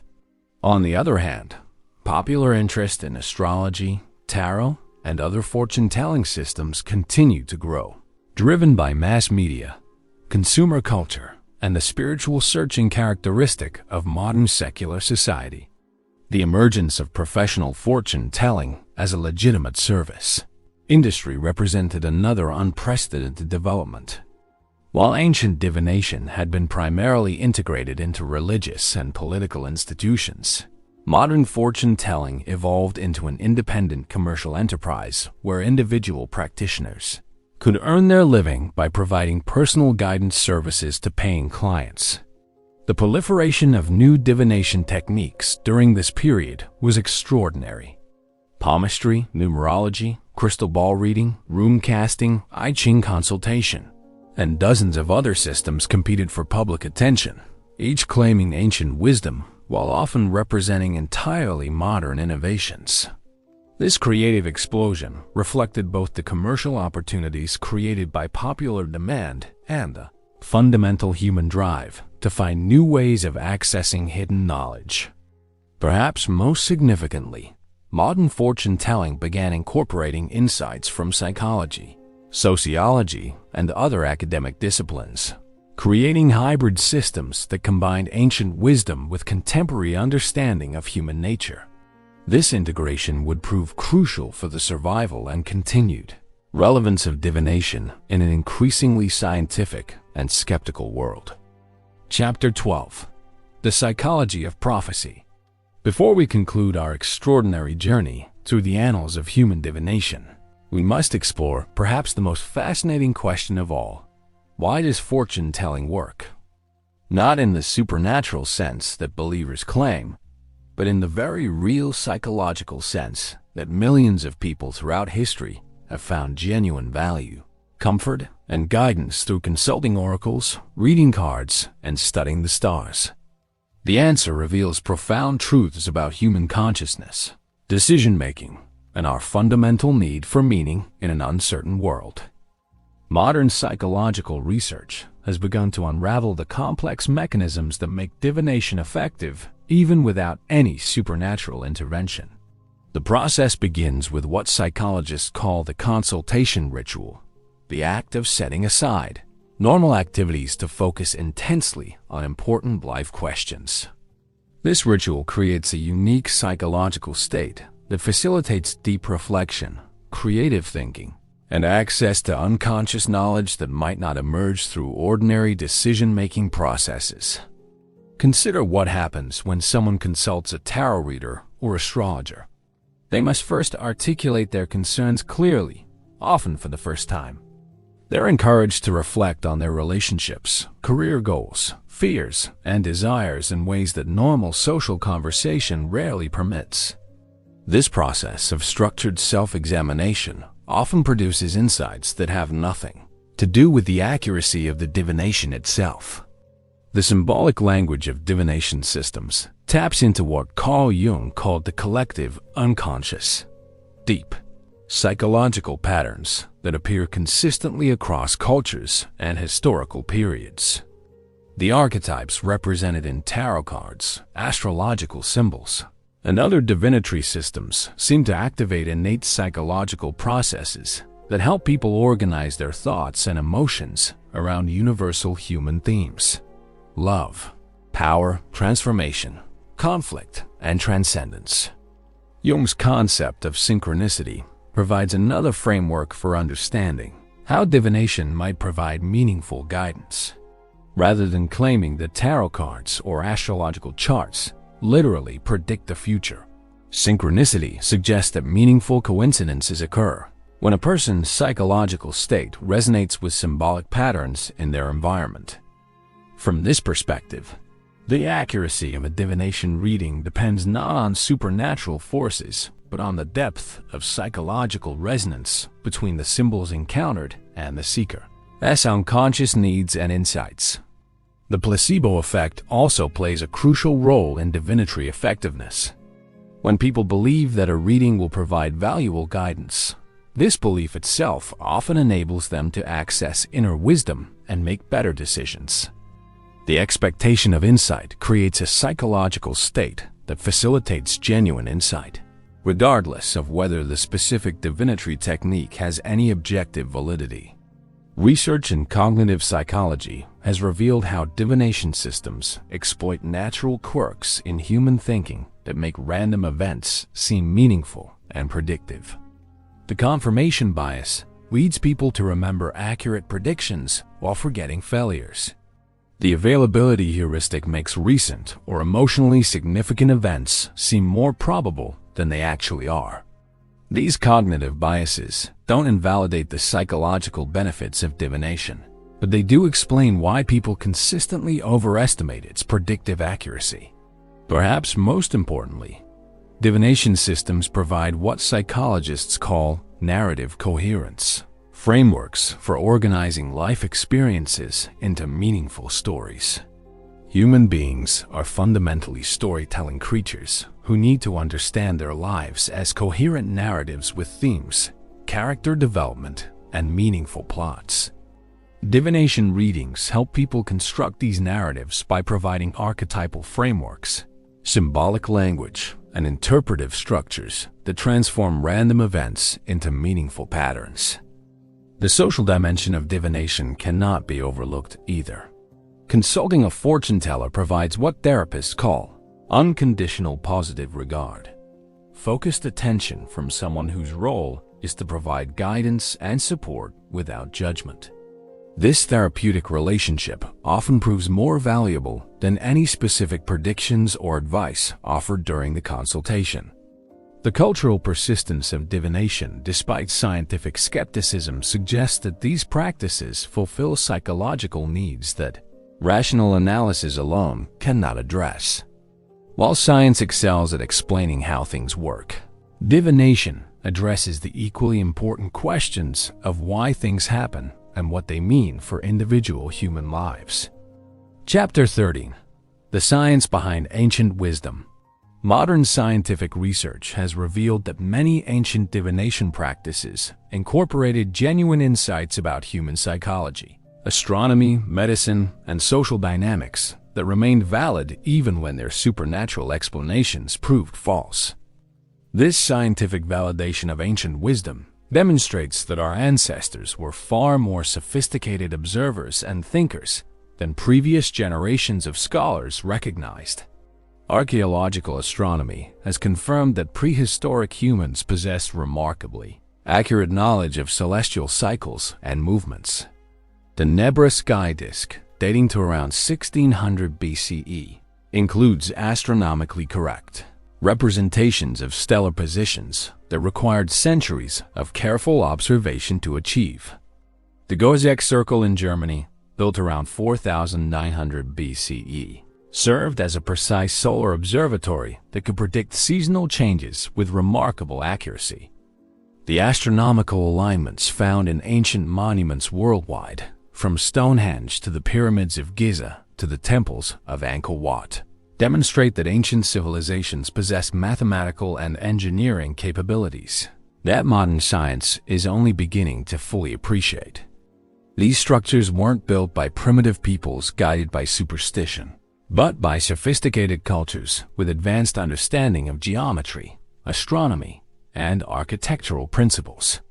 Modern chronobiology has validated many ancient beliefs about biological rhythms and their relationship to cosmic cycles. Research has confirmed that human physiology does indeed respond to lunar phases, seasonal changes, and even solar activity in ways that ancient astrologers intuited. While this doesn't validate specific astrological claims, it does suggest that traditional beliefs about cosmic influences on human behavior may have contained genuine insights about biological rhythms. Neuroscientific studies of altered states of consciousness have revealed that shamanic trance techniques produce measurable changes in brain activity that can enhance pattern recognition, creative thinking, and access to unconscious memories. Modern brain imaging shows that shamanic drumming and breathing techniques activate the same neural networks involved in mystical experiences, artistic inspiration, and therapeutic breakthroughs. Research into the psychology of dreams has confirmed many ancient insights about the relationship between dream content and psychological health. Modern sleep research shows that dream content often reflects unconscious concerns, unresolved conflicts, and creative solutions to waking problems. The ancient practice of dream incubation may have provided systematic methods for accessing this natural problem-solving capacity of the dreaming mind. Studies of placebo effects and therapeutic relationships have validated ancient understanding of the healing power of belief, ritual, and symbolic intervention. Modern medicine has confirmed that the therapeutic context, including the practitioner's confidence, the patient's expectations, and the meaningfulness of the treatment ritual, can produce genuine physiological changes that promote healing. The field of medical anthropology has documented numerous cases where traditional diagnostic techniques provide accurate information about patients' health status through mechanisms that conventional medicine doesn't fully understand. Traditional Chinese pulse diagnosis, Ayurvedic constitutional analysis, and other ancient medical systems often achieve diagnostic accuracy that rivals or exceeds modern technological approaches. Environmental psychology research has confirmed ancient insights about the psychological effects of natural settings, architectural design, and spatial arrangements. The principles underlying feng shui, sacred geometry, and temple architecture have been validated by studies showing that environmental factors significantly influence mood, cognition, and social behavior in ways that ancient builders clearly understood. Social psychology has validated many traditional insights about group dynamics, leadership, and social influence that ancient fortune tellers incorporated into their practice. The techniques used by successful diviners, active listening, empathetic response, skillful questioning, and authoritative presence, parallel methods used by modern therapists, counselors, and coaches. Evolutionary psychology provides new frameworks for understanding why humans developed such strong predispositions toward magical thinking, pattern recognition, and belief in supernatural agents. These cognitive tendencies, which critics often dismiss as irrationality, actually represent adaptive responses to uncertainty that helped our ancestors survive in dangerous and unpredictable environments. The emerging field of quantum psychology suggests that consciousness itself may operate according to principles that challenge conventional assumptions about the nature of causation, time, and information transfer. While these theories remain highly speculative, they offer potential frameworks for understanding how some aspects of divinatory practice might involve genuine information transfer through mechanisms that science doesn't yet fully understand. Research into complex systems and chaos theory has revealed that apparently random events often contain hidden patterns and that small changes in initial conditions can produce dramatically different outcomes. This scientific understanding of unpredictability paradoxically validates ancient beliefs that careful observation of subtle signs and omens might provide genuine insights about future trends and possibilities.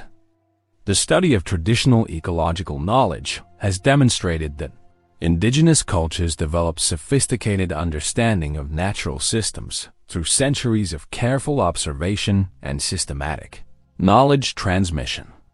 Many traditional practices dismissed as superstition by early anthropologists have proven to contain valuable information about sustainable resource management, weather prediction, and ecological relationships.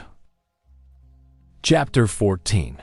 The Digital Age Oracle. As we advance deeper into the 21st century, the ancient art of divination faces its most dramatic transformation since the invention of printing. Digital technology, artificial intelligence, and global connectivity are creating entirely new forms of fortune-telling, while simultaneously preserving and democratizing traditional practices in ways that would have seemed miraculous to previous generations of diviners and their clients. The internet has transformed divination from a primarily local, face-to-face practice into a global, instantly accessible service. Online platforms now connect seekers with professional readers around the world, breaking down geographical barriers that previously limited access to skilled practitioners.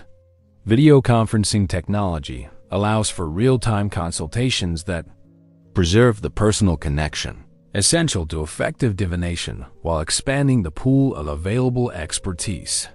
Smartphone applications have put basic divination tools into the hands of millions of people who might never have consulted a traditional fortune teller.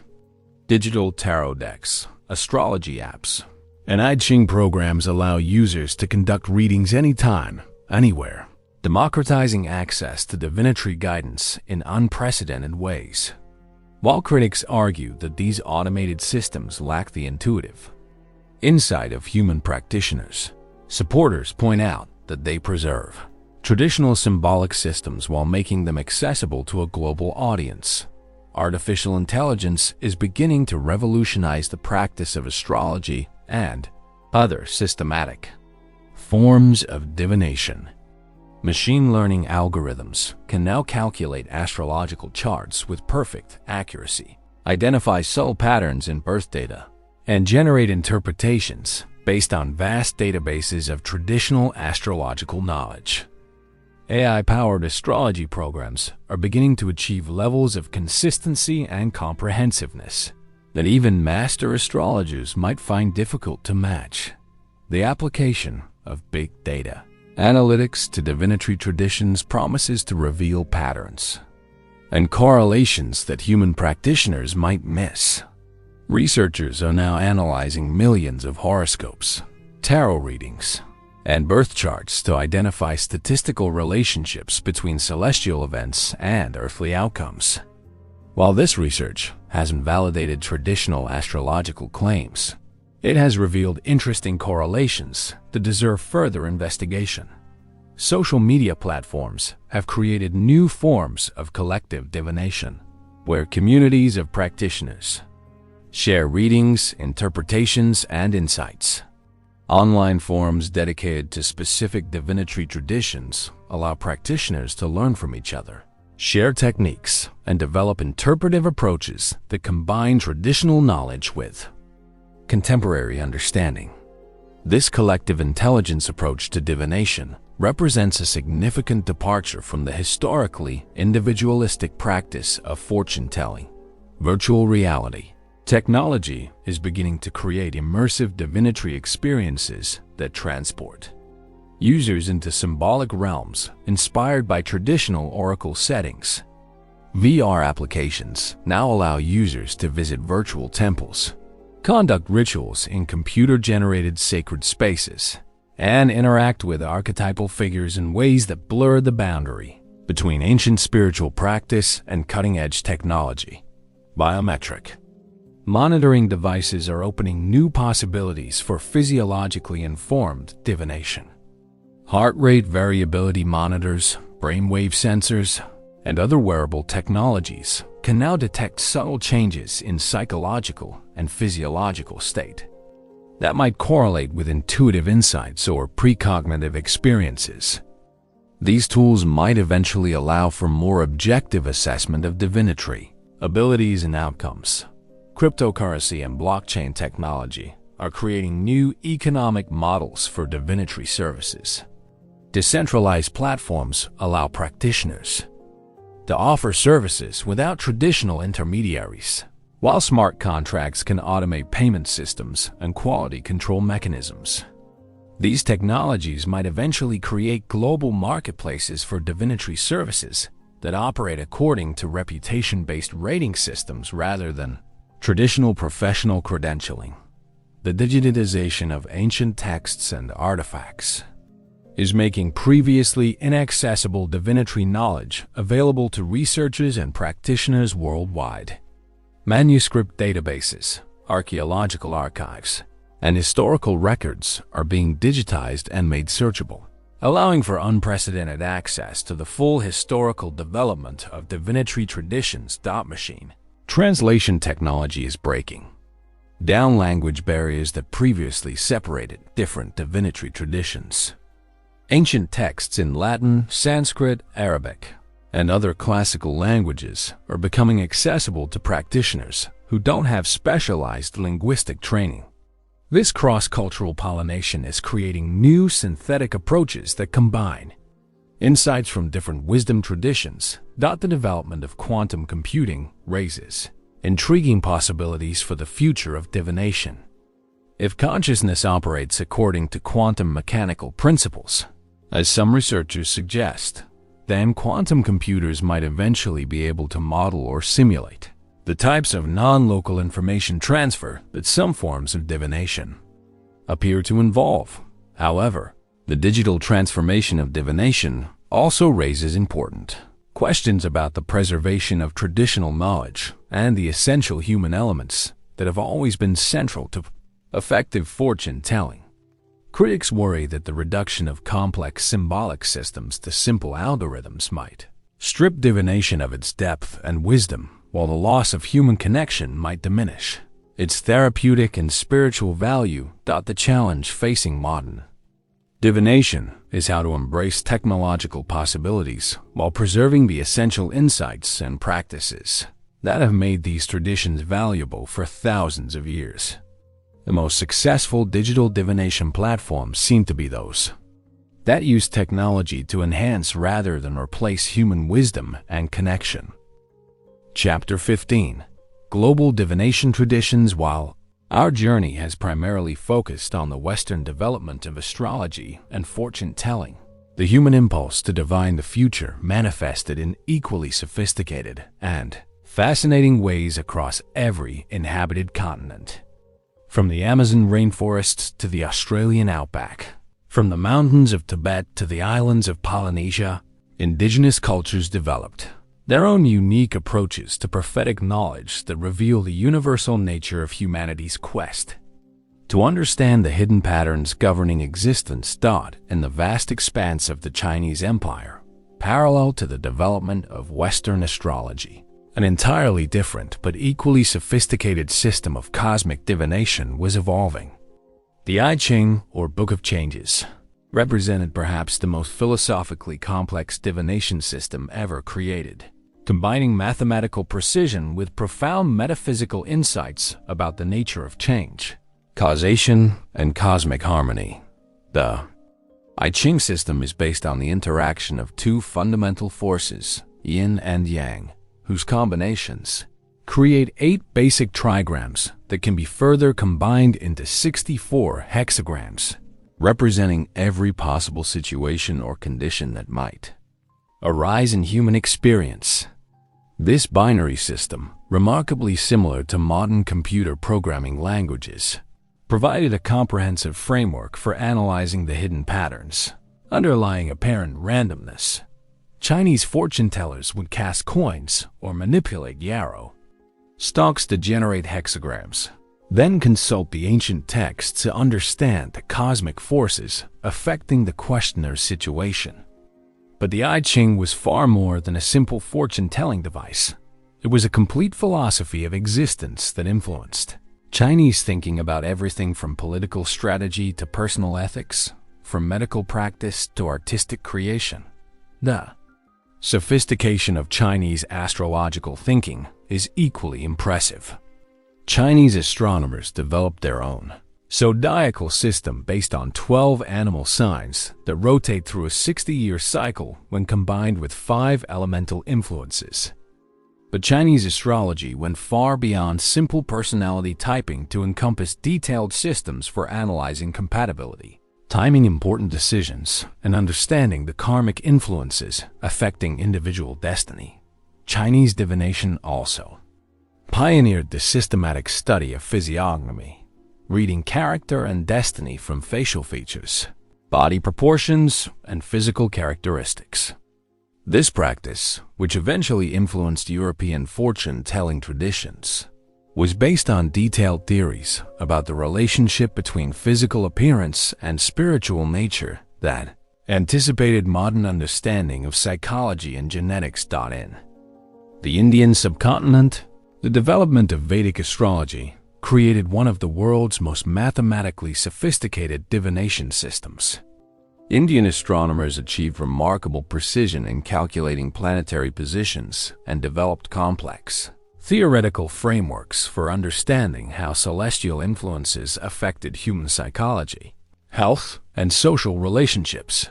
The Indian approach to astrology was deeply integrated with philosophical and spiritual traditions that saw divination as one component of a comprehensive path toward enlightenment. The concept of karma, the idea that present circumstances are influenced by past actions across multiple lifetimes, provided a sophisticated framework for understanding why astrological influences might vary from person to person even under similar celestial conditions. Indian palmistry developed into an extraordinarily detailed system for reading character and destiny from the lines, mounts, and markings on human hands. Master palmists could allegedly discern not only personality traits in future events, but also past life influences in spiritual development levels from careful examination of hand characteristics, the integration of meditation, yoga, and other consciousness-altering practices with divinatory techniques gave Indian fortune telling a psychological sophistication that Western traditions often lacked. Indian practitioners understood that the diviner's state of consciousness significantly influenced the accuracy and depth of prophetic insights, leading to elaborate preparation procedures designed to optimize psychic sensitivity. In the Americas, indigenous cultures developed divination systems that were intimately connected with their understanding of natural cycles and spiritual ecology. Mayan astronomers created calendar systems of extraordinary complexity that integrated solar, lunar, and planetary cycles with religious festivals and agricultural practices. The Mayan long count calendar, which tracked vast cycles of cosmic time spanning thousands of years, represented one of humanity's most sophisticated attempts to understand the relationship between human history and celestial patterns. Mayan divination practices included the casting of crystal skulls, the interpretation of natural phenomena, and complex ritual procedures designed to facilitate communication with ancestral spirits and divine forces. The accuracy of Mayan astronomical predictions, particularly their calculations of eclipses and planetary conjunctions, demonstrated levels of mathematical sophistication that rivaled contemporary achievements in the Old World. North American indigenous traditions developed their own sophisticated approaches to divination that emphasized the interpretation of natural signs and the cultivation of visionary experiences. The vision quest tradition, practiced by many Plains tribes, involved prolonged fasting and isolation in natural settings to induce prophetic dreams and spiritual revelations. Native American shamans developed extraordinary skills in reading animal behavior, weather patterns, and natural phenomena as sources of divinatory guidance. The appearance of specific birds, the behavior of wild animals, the patterns of cloud formations, and the characteristics of seasonal changes all served as components of comprehensive systems for understanding cosmic influences on human affairs. The medicine wheel tradition created elaborate symbolic frameworks for understanding the relationship between human life and natural cycles. These circular stone arrangements, found throughout North America, served as both astronomical observatories and sacred sites for ritual practices designed to maintain harmony between human communities and cosmic forces. In Africa, traditional divination systems achieved remarkable sophistication in their integration of psychological insight with spiritual practice. The Ifa tradition of West Africa, for example, developed a comprehensive corpus of oral literature containing thousands of stories, poems, and interpretive principles that served as the foundation for complex divination procedures. African fortune telling often involved the casting of bones, shells, or other objects whose patterns were interpreted according to elaborate symbolic systems, passed down through generations of trained practitioners. These systems weren't simply magical practices, but sophisticated methods for accessing unconscious knowledge and providing psychological guidance for individuals and communities. The role of drums, dancing, and music in African divination reveals understanding of how rhythmic stimulation could induce altered states of consciousness that facilitate prophetic insight. The integration of communal ritual with individual consultation created social contexts that enhanced the therapeutic and guidance functions of divinatory practice. In Australia, Aboriginal cultures developed dreamtime traditions that represented perhaps humanity's most sophisticated integration of mythology, geography, and prophetic knowledge. The concept of the dreamtime, a timeless realm where ancestral spirits created the landscape and established the laws governing natural and social relationships, provided a framework for understanding how past, present, and future are interconnected in ways that transcend ordinary temporal categories. Aboriginal divination practices included the interpretation of natural signs, the cultivation of visionary experiences, and elaborate ritual procedures for maintaining connection with ancestral wisdom.